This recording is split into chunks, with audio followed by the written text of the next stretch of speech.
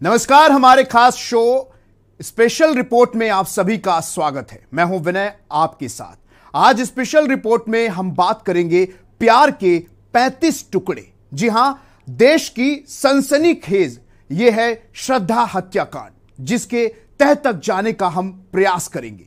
श्रद्धा हत्याकांड जो प्यार, लिव इन रिलेशन और फरेब की एक कहानी है। फिलहाल इसकी उलझी हुई गुत्थी को पुलिस सुलझाने में जुटी हुई है। इसी बीच इस पूरे मामले को सियासी रंग देने की कोशिश भी शुरू हो गई है। यही कि मामला लव जिहाद का है। हालांकि ऐसा भी हो सकता है, लेकिन किसी खास मकसद से मामले को तूल नहीं दिया जाना चाहिए। वो भी तब जब पुलिस खुद कह रही है कि जांच कई एंगल पर किया जा रहा है। बहरहाल यह वारदात दिलों को झकझोरने वाली है। हर किसी के मन में हत्याकांड को लेकर रोष है। देश भर में प्रदर्शन शुरू हो गए हैं।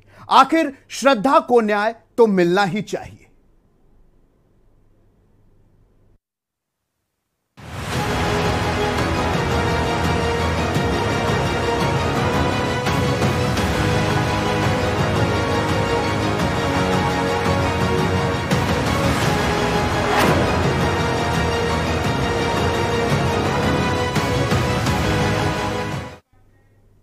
तो दिल्ली में एक बार फिर ऐसी वारदात हुई है जिसने लोगों को हिलाकर रख दिया है। अपनी लिव इन पार्टनर श्रद्धा के साथ रहने वाले आफताब ने बेरहमी से उसका कत्ल कर दिया, जिस पर यही कहा जा सकता है कि यह तो किसी क्राइम सीरीज की कहानी जैसा है। कोई ऐसा कैसे कर सकता है? बहरहाल दिल्ली पुलिस श्रद्धा मर्डर केस के आरोपी आफताब अमीन पूनावाला को लेकर मेहरौली के जंगल पहुंची तो कई चौंकाने वाले खुलासे हुए। जांच में यह भी बात सामने आई कि आफताब के इस क्राइम के पीछे वेब सीरीज की प्रेरणा थी। Aftab American crime show Dexter से प्रेरित था। आफताब ने गूगल पर खून साफ करने के तरीके और मानव शरीर की संरचना जैसे विषय के बारे में भी सर्च किए थे। दरअसल ओटीटी की दुनिया क्राइम सीरीज और शोज से भरी हुई है, और आज जब सबके हाथ में मोबाइल है, तब किसी के दिमाग में क्या चल रहा है, वह कहां से प्रेरणा ले रहा है, यह समझना और पहचानना बहुत ही मुश्किल है।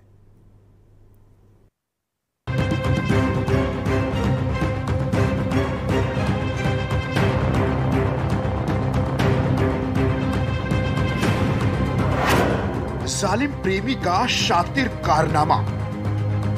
प्यार, लिव इन रिलेशनशिप और फरेब में कत्ल की हैरान करने वाली कहानी।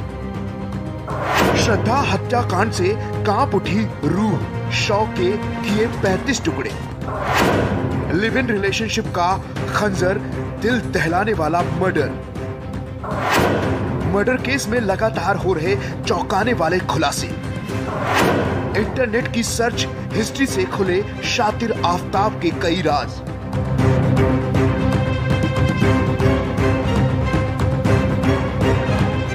प्यार, लिव इन रिलेशन और फरेब में कत्ल की एक सनसनीखेज कहानी, जिसने प्यार के एतबार को चकनाचूर करके रख दिया। कहानी श्रद्धा और आफताब नाम के प्रेमी युगल की। दरअसल दोनों के रिश्तों की शुरुआत एक डेटिंग ऐप से शुरू होती है। साल 2018-19 में दोनों लिव इन रिलेशनशिप में साथ रहते थे। फिलहाल इस हत्याकांड के लगातार सनसनीखेज खुलासे हो रहे हैं। क्रूर प्रेमी आफताब ने पुलिस को कई चौंकाने वाली जानकारियां दी हैं। वहीं हत्या के बाद खून साफ करने का तरीका जानने के लिए उसने गूगल पर सर्च किया था। उसने ये भी पता लगाया था कि इंसान के शरीर को आसानी से कैसे कई टुकड़ों में काटा जा सकता है, कैसे हाथ और पैर को ज्वाइंट से आसानी से अलग किया जाता है। ये सारी जानकारी तब मिली जब दिल्ली पुलिस ने आफताब के मोबाइल की डिटेल खंगाली। बता दें कि इंटरनेट की सर्च हिस्ट्री से ये सारी जानकारी मिली है।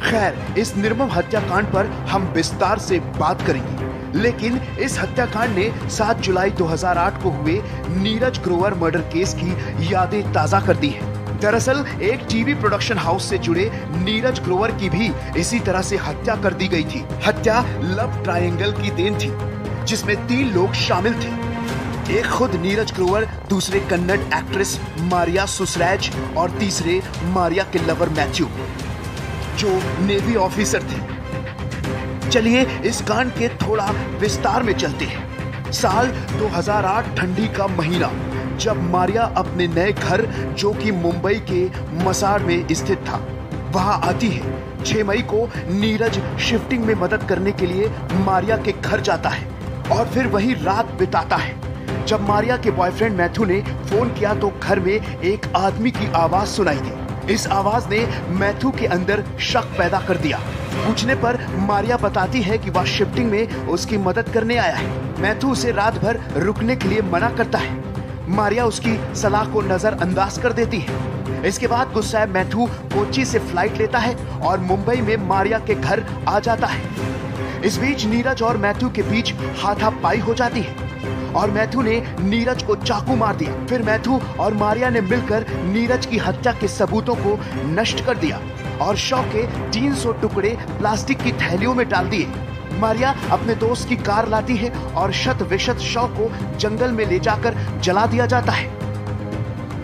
श्रद्धा मर्डर केस में अब सवाल ये है कि आखिर उसका मर्डर कब हुआ। सवाल की वजह 2 दावे हैं। पहला दावा पुलिस का है जो कह रही है कि श्रद्धा मर्डर मई में हुआ। दूसरा दावा दोस्त लक्ष्मण नडाल का है जो कह रहा है कि जुलाई में तो उसकी श्रद्धा से बातचीत हुई थी।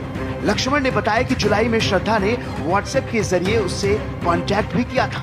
तब श्रद्धा काफी डरी हुई थी।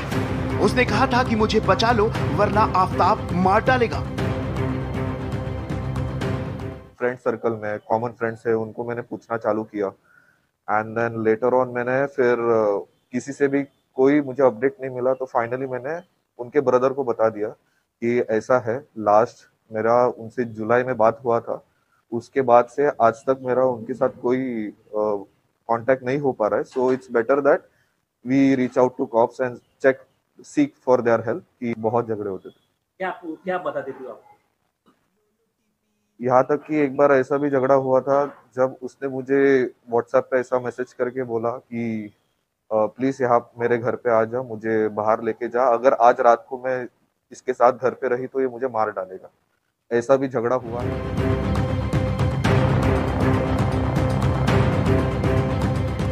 देश को हिला देने वाली इस घटना के बारे में हम बता दें कि 27 साल की श्रद्धा विकास वालकर नौकरी की तलाश में पहली बार मुंबई आती है।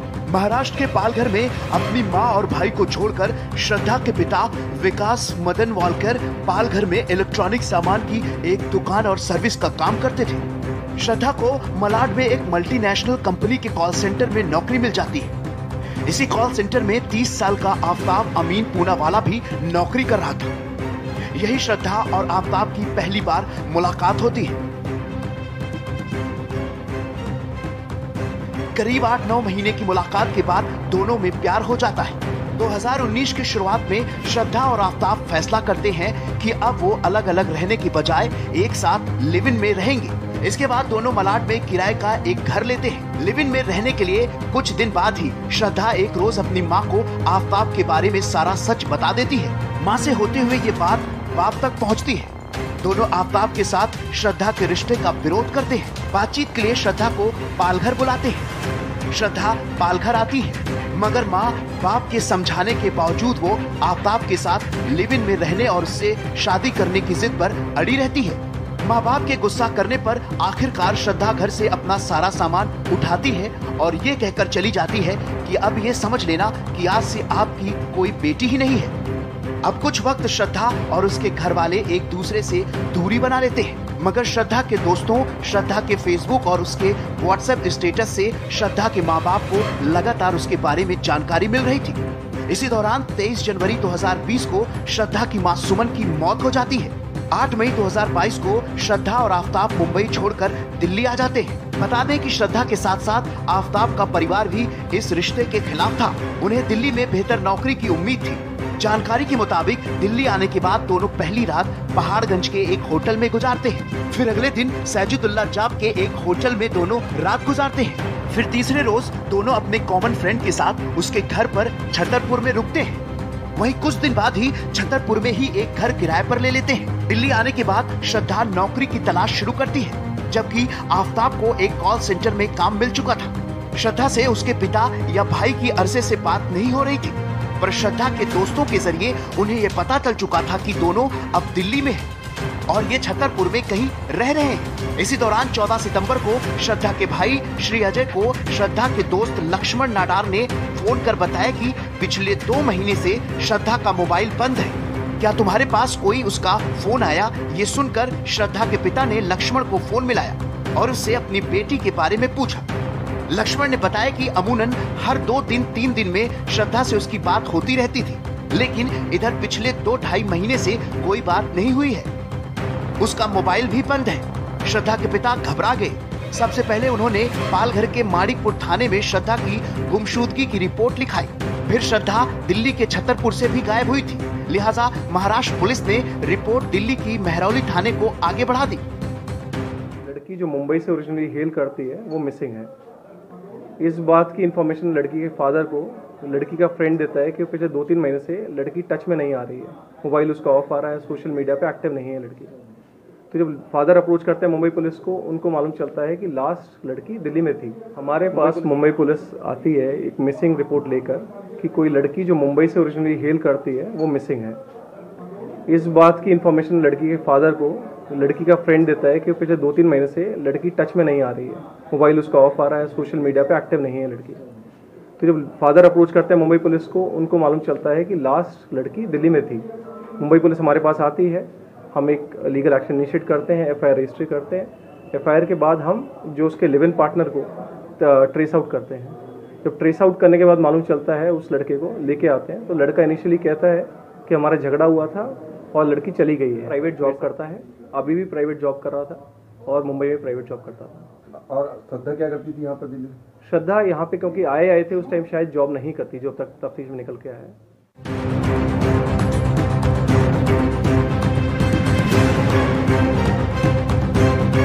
9 नवंबर को महरौली पुलिस ने श्रद्धा के पिता विकास वालकर की शिकायत पर श्रद्धा की गुमशुदगी की रिपोर्ट लिखी थी।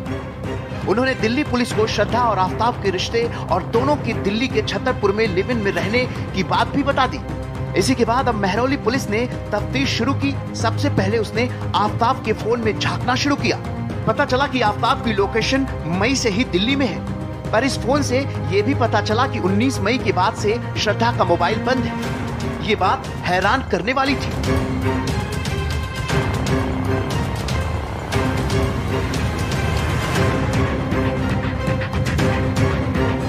इसके बाद महरौली पुलिस की टीम आफ्ताब से पूछताछ शुरू करती है।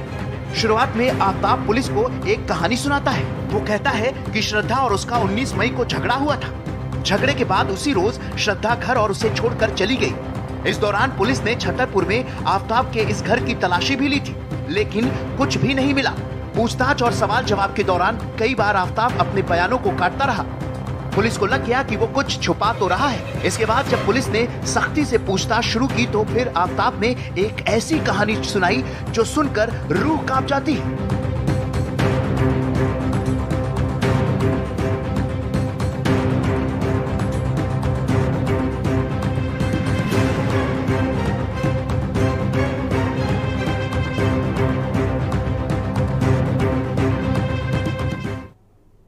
आखिर प्रेमिका का प्रेमी क्यों बना विलन? इस दिल दहला देने वाली घटना का खुलासा करेंगे इस ब्रेक के बाद।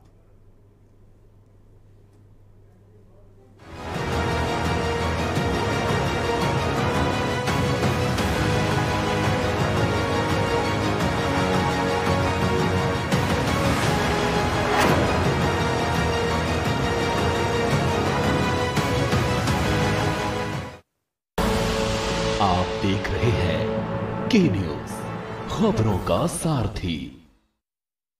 गोल्डी हिंग का तड़का लगे तो सभी दबा के खाते हैं। गोल्डी हिंग कण कण में जान। मस्त मस्त मस्त मस्त मस्त है, बड़ी मस्त है, टेस्ट में भी लज्जत है। बावर्ची की सोया बड़ी मस्त है। बावर्ची न्यूट्री सोया बड़ी, इसमें है हाई प्रोटीन जो खाने को बनाए एक हेल्थी डाइट और टेस्ट में बड़ी मस्त है। आप देख रहे हैं के न्यूज, खबरों का सारथी।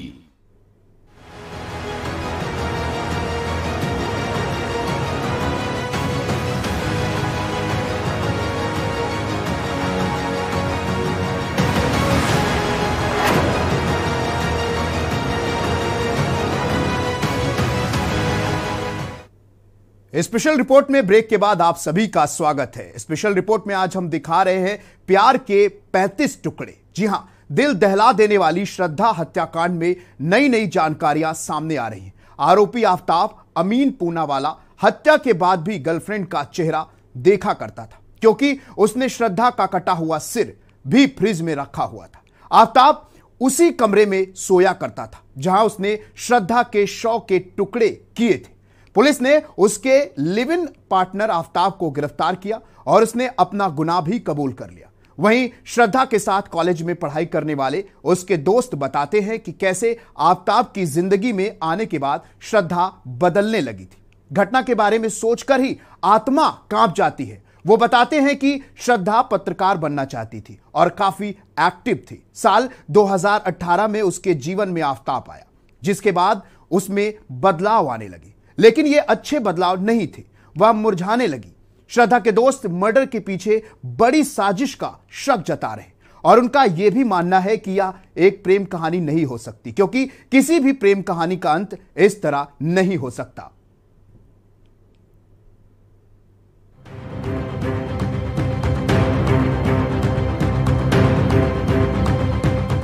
बता दें कि वो 18 मई की रात थी जब आफताब और श्रद्धा का झगड़ा हुआ। झगड़े की वजह वही पुरानी थी। श्रद्धा शादी करना चाहती थी और आफताब हमेशा की तरह टाल रहा था।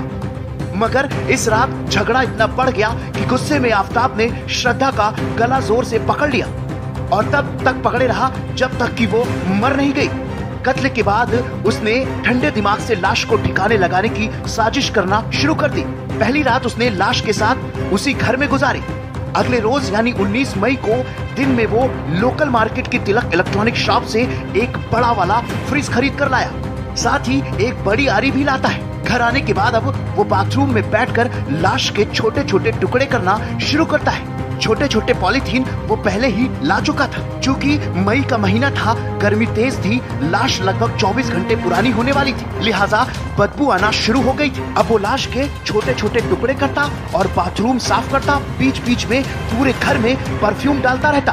पुलिस ने बताया कि श्रद्धा और आफताब अमीन पूनावाला 8 मई को दिल्ली आए थे। 10 दिन बाद यानी 18 मई को आफताब ने श्रद्धा का मर्डर कर दिया। हत्या से पहले वह जंगल के पास फ्लैट में शिफ्ट हो गया था ताकि लाश को आसानी से ठिकाने लगा सके। लड़की ने एक्सेप्ट किया कि हाँ जी मेरे साथ लड़की थी और मैंने उसका मर्डर किया है।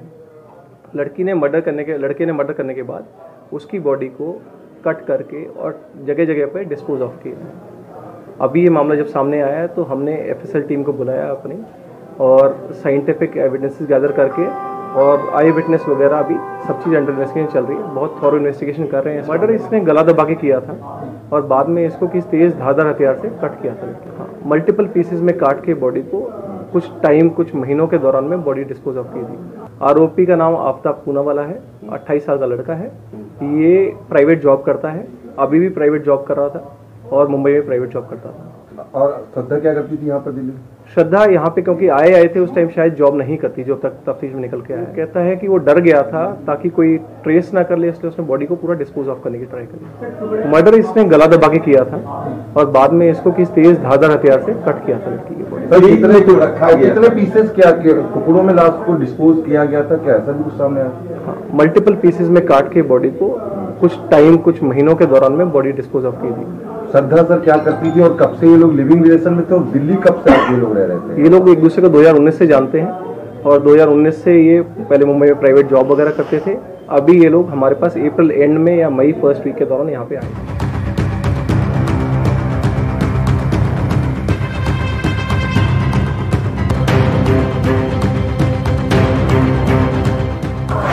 मर्डर केस के चौंकाने वाले खुलासे।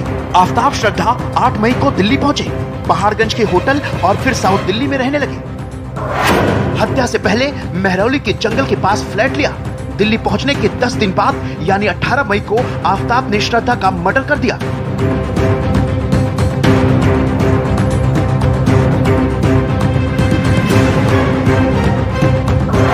पुलिस के मुताबिक मर्डर के बाद आफताब ने आरी से श्रद्धा के 35 टुकड़े किए।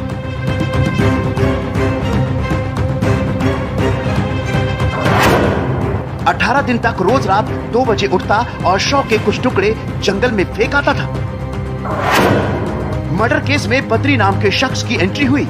यही वो शख्स है जिसने आफ्ताब को महरौली इलाके में फ्लैट दिलाया।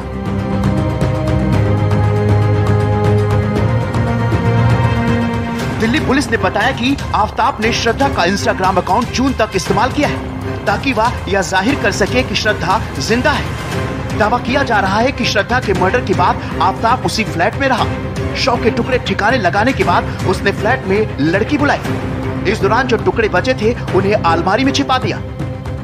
दावा है कि हत्या के 1 महीने बाद डेटिंग ऐप के जरिए आफ्ताब ने दूसरी लड़की से संपर्क साधा और उसे फ्लैट में लेकर आया। बताया जा रहा है कि आफ्ताब से कत्ल के बारे में जो भी पूछा जाता है वह उसके बारे में अंग्रेजी में जवाब देता है। ऐसा नहीं है कि उसे हिंदी नहीं आती, पर वो अंग्रेजी में ज्यादा कंफर्टेबल है। उसने कबूल किया आई किल हर। इस मर्डर में बताया जा रहा है कि आफ्ताब ने वारदात से पहले आमिर की क्राइम शो डेक्स्टर समेत कई क्राइम मूवीज पर शोज देखे थे। सबूत मिटाने के लिए गूगल पर खून साफ करने का तरीका भी ढूंढा था। दिल्ली पुलिस ने कहा कि जिस तरह से लड़की की हत्या की गई और टुकड़े फेंके गए, उससे साफ होता है कि आफ्ताब सबूत मिटाने की साजिश में जुटा हुआ था। जब मीडिया ने पुलिस से पूछा कि क्या लव जिहाद के एंगल से भी जांच की जाएगी, तो पुलिस ने कहा अभी इस पर कुछ नहीं कहा जा सकता। लेकिन केंद्रीय मंत्री गिरिराज सिंह इस पूरे मामले को लव जिहाद से जोड़ रहे हैं। साथ ही हिंदूवादी संगठन भी कुछ ऐसी ही आवाजें उठा रहे हैं। तो श्रद्धा की शहादत हो चुकी है, लाखों श्रद्धा की शहादत हो चुकी है भारत के अंदर। ये एक षड्यंत्र के रूप में देश के अंदर ये चल रहा है। पहले पाकिस्तान के अंदर आपने देखा कि मंडपों पर से भी बेटियां उठने लगी, गुरुद्वारे से बेटियां उठने लगी, और अब हिंदुस्तान में भी लाखों करोड़ों श्रद्धा की शहादत हो चुकी है। ये एक षड्यंत्र है भारत में गैर मुस्लिम लड़कियों को, हिंदू की लड़कियों को अपने फांस में जब लाना, चाहे प्यार मोहब्बत, चाहे वेशभूषा बदल करके, और फिर अगर धर्म नहीं स्वीकारा तो उसकी यही हालत होती है जो श्रद्धा की हालत हुई है। ये एक तरह से षड्यंत्र है, जघन्य अपराध है। इसे जो भी संज्ञा दें, ये भारत के लोगों को सोचने पर मजबूर कर दिया गया है। अभी टुकड़े टुकड़े गैंग की जुबान बंद होगा। न इस पर लालू जी की पार्टी और नीतीश जी की पार्टी इस पर बोलेंगे, न राहुल गांधी बोलेंगे, और न जिन्ना के रास्ते पर चलने वाले ओवैसी बोलेंगे। ये देश के तमाम करोड़ों उन लोगों को सोचने का अवसर है कि देश में जो ये षड्यंत्र चल रहा है, इसके खिलाफ में अब हमें सचेत और जागरूक होने। लव जिहाद सब पूर्व नियोजित है। बाकायदा इनको बाहर से फंडिंग होती है, पैसा मिलता है। कुछ लड़कियों को तो ये आतंकवादियों तक बेच देते हैं कि अगर हिंदू लड़की है, मुस्लिम लड़का है तो हिंदू लड़की मारी जाएगी, और अगर गलती से हिंदू लड़का है और मुस्लिम लड़की है तो भी लड़का मारा जाएगा। इस परिस्थिति में हिंदू ही मारा जाएगा। ये जब भी किसी मुस्लिम लड़के के साथ जाएंगी तो अंततो गत्वा उनको तो 2-4 विवाह करने ही करने हैं, तो तुम बोरे में, सुटकेस में, इसी में बंद मिलोगी। ये बात तुम्हें कब समझ में आएगी? वारदात वाकई संगीन है।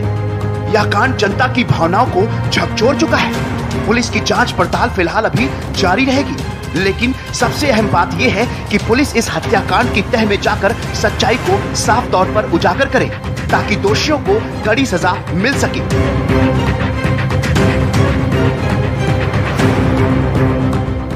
मुंबई से शुरू हुई प्रेम कहानी का अंत दिल्ली में आकर होता है। श्रद्धा नाम की एक लड़की जिसके प्रेमी ने उसके शव के 35 टुकड़े कर जंगल में फेंक दिया। श्रद्धा जो इसी प्रेमी के लिए, आफ्ताब के लिए, अपने परिवार से लड़ गई और शादी करने के लिए घर से माता पिता को बताकर दिल्ली भागी आई, और वही प्रेमी आफ्ताब जिसने अपने प्यार, उसके सच्चे प्यार को धोखे में तब्दील कर दिया। और धोखा भी ऐसा नहीं, बिल्कुल बेरहमी से निर्मम हत्या कर उसके शव को 35 टुकड़ों में बांटकर जंगलों में फेंक दिया। फिलहाल ये सारी जांच इस समय दिल्ली पुलिस के पास है और दिल्ली पुलिस आज आरोपी आफ्ताब को जंगल में ले आकर पहुंची और करीब 11:15 बजे उसको जंगल में ले गई और 1:15 बजे तक जंगल में जांच की गई। आरोपी आफ्ताब जंगल में जहां उनको ले गया, जहां उसने उस मांस के टुकड़े फेंके थे और करीब 2 घंटे की जांच के बाद 13 हड्डियों के शव वो बरामद हुई हैं हड्डियां। फिलहाल वो हड्डियां दिल्ली पुलिस ने अपने कब्जे में ले ली है और मौके पर एफएसएल टीम को भी बुलाया गया है, क्योंकि अब जो सारी जांच का विषय वो एक एफएसएल के ऊपर है। एफएसएल की रिपोर्ट आने के बाद ये साफ होगा कि ये हड्डियां इंसान की है या किसी जानवर की। फिलहाल जिस फ्लैट में ये रहते थे उस फ्लैट को किराए पे दिलाने वाले युवक को भी पुलिस ने पूछताछ के लिए बुलाया है, क्योंकि किसकी आईडी पर ये फ्लैट लिया गया था, वो इन आरोपी को कैसे जानता था। और कहीं ना कहीं फिलहाल ये जिस तरह से हादसा हुआ है, वहीं जो मृतक श्रद्धा है उसके पिता ने भी उनकी बेटी की जो मौत हुई है उसको लव जिहाद के मामले से जोड़ा हुआ बताया है, क्योंकि ये मामला सारा लव जिहाद का लगता है। क्योंकि जिस तरह से इस दर्दनाक उसकी बेटी को एक दर्दनाक मौत दी गई है, मौत के घाट उतारा गया, वो कहीं ना कहीं एक बहुत सजी साजिश के तहत उसको मारा गया है। कैमरामैन सचिन के साथ भारत भूषण, के न्यूज इंडिया। हमारी खास पेशकश प्यार के 35 टुकड़े स्पेशल रिपोर्ट में अभी के लिए इतना ही। हम फिर हाजिर होंगे किसी और स्पेशल रिपोर्ट के साथ, तब तक मुझे दीजिए इजाजत। इसी बीच हम आपको लेकर चल रहे हैं उत्तराखंड, जहां पर जल विद्युत निगम के स्थापना दिवस के मौके पर मुख्यमंत्री पुष्कर सिंह धामी क्या कुछ कह रहे हैं, आपको दिखाते हैं। हमारे परिवार के अधिकारियों को, कर्मचारियों को काम करने के लिए लगातार घर में ठीक प्रकार से काम करती हैं, इसीलिए सब लोग पूरा मन लगाकर अपने अपने कार्यालयों में काम कर पाते हैं। तो मैं उनको भी कहना चाहता हूं कि हम सब लोगों को आज के दिन ये संकल्प लेना चाहिए कि हम तेजी से आगे बढ़ेंगे और जिन सपनों को लेकर, जिन संकल्पों को लेकर ये राज्य गठन हुआ था, उसकी अवधारणा को पूर्ण करेंगे। और हमारे देश के यशस्वी प्रधानमंत्री मोदी जी, जिनके नेतृत्व में आज संपूर्ण भारतवर्ष का, आज बाली में गए हैं, आप देख रहे होंगे वहां भी मोदी मोदी हो रही है। वो जर्मनी जाते हैं तो मोदी मोदी होती है, ऑस्ट्रेलिया जाते हैं तो मोदी मोदी होती है, दुनिया के किसी देश में जाते हैं तो वहां जो है हिंदुस्तान से भी ज्यादा लोग उनको देखने, सुनने और मिलने आते हैं।